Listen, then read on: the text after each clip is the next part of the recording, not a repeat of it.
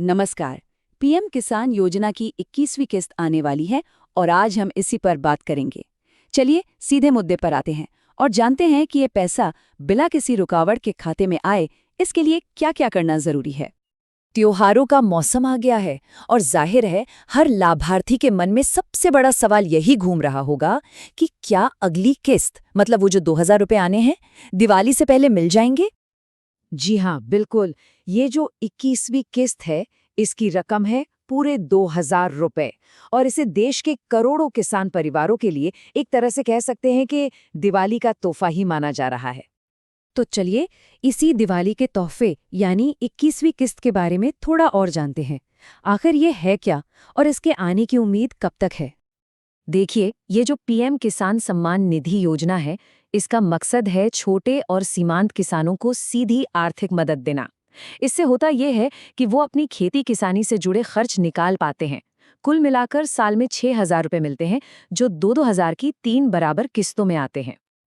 अगर हम पिछली किश्त की बात करें मतलब 20वीं किश्त की, तो वो अगस्त 2024 में आई थी और इसका फायदा 8.5 करोड़ से भी ज्यादा किसानों को मिला था। और अब जाहिर है सबका ध्यान 21वीं किश्त पर है। तो सवाल ये है कि पैसा आएगा कब?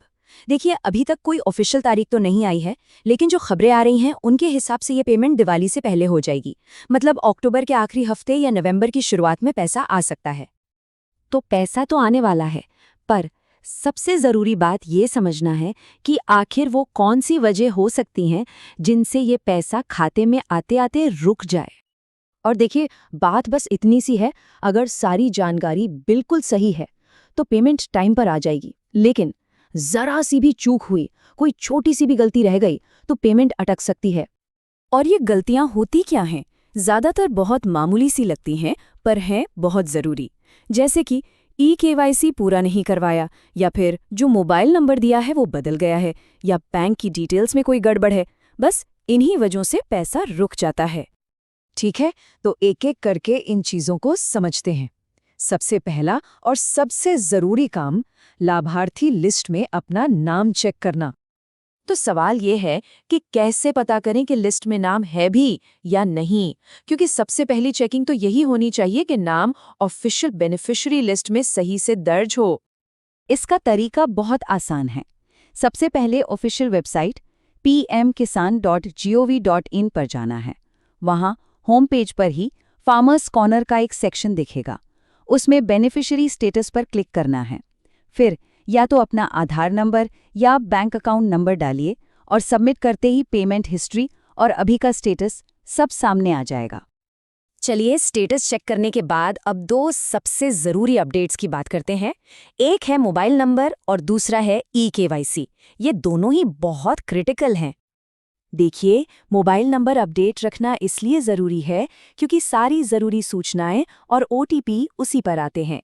इसे अपडेट करने का प्रोसेस भी सिंपल है। बस pmkisan.gov.in पर जाकर फार्मर्स कॉर्नर में अपडेट मोबाइल नंबर चुनना है, आधार नंबर डालकर ओटीपी से वेरीफाई करें और फिर नया मोबाइल नंबर डालकर सेव कर दें। हो गया। लेकिन यहाँ एक बात याद रखनी बहुत ज़रूरी है। ये जो ओटीपी वेरिफिकेशन के लिए आएगा ना, वो उसी मोबाइल नंबर पर आएगा जो आधार कार्ड से लिंक्ड है। तो ये पक्का कर लें कि मोबाइल नंबर आधार से जुड़ा हो। अब आते हैं ई-केवाईसी पर, जो कि अब अनिवार्य हो चुका है।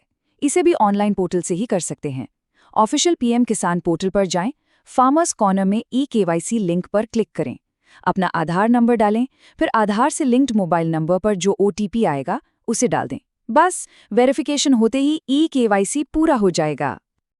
अच्छा, एक और बढ़िया ऑप्शन भी है। मान लीजिए कोई ऐसी जगह पर है जहां नेटवर्क की दिक्कत है या ओटीपी नहीं आ पा रहा, तो उनके लिए पीएम किसान का मोबाइल ऐप है।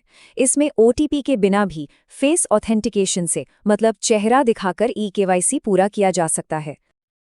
अब इन सब तकनीकी चीजों के अलावा एक और बहुत ही जरूरी बात है, और वो है स्कैम से सावधान रहना।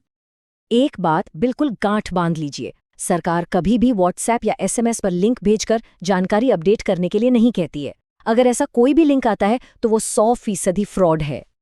याद रखिए, पीएम किसान से जुड़ी कोई भी जानकारी अपडेट करनी हो तो उसके लिए सिर्फ और सिर्फ एक ही सुरक्षित जगह है, और वो है ऑफिशियल वेबसाइट pmkisan.gov.in। और अगर फिर भी कोई कन्फ्यूजन हो, कोई दिक्कत आए, तो मदद के लिए ये ऑफिशियल हेल्पलाइन नंबर्स हैं। आप इन पर कॉल करके सही जानकारी ले सकते हैं। तो आखिर में बस एक ही सवाल बचता है और वो सबसे ज़रूरी है, क्या आपकी सारी जानकारी सही और अप टू डेट है? बस थोड़ा सा समय निकालकर इन सभी डिटेल्स को एक बार फिर से चेक कर लीजिए, ताकि दिवाली का ये तोहफा बिना किसी रुकावट के सही समय पर आपके पास पहुंच जाए।